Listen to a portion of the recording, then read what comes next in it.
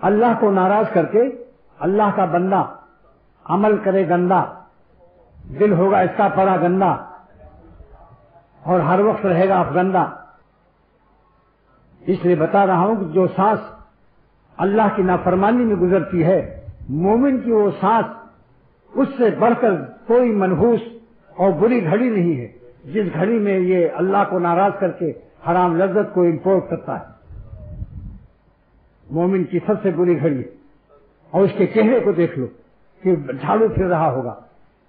سرور عالم صلی اللہ علیہ وسلم کی بددعا ہے، بخاری شریف کی حدیث ہے، آنکھوں کا زنا ہے، اور لعنت کرے اللہ تعالیٰ ایسے لوگوں پر جو دوسری کی بہو بیٹیوں کو دیکھتے ہیں یا دوسروں اور لڑکوں کو دیکھتے ہیں۔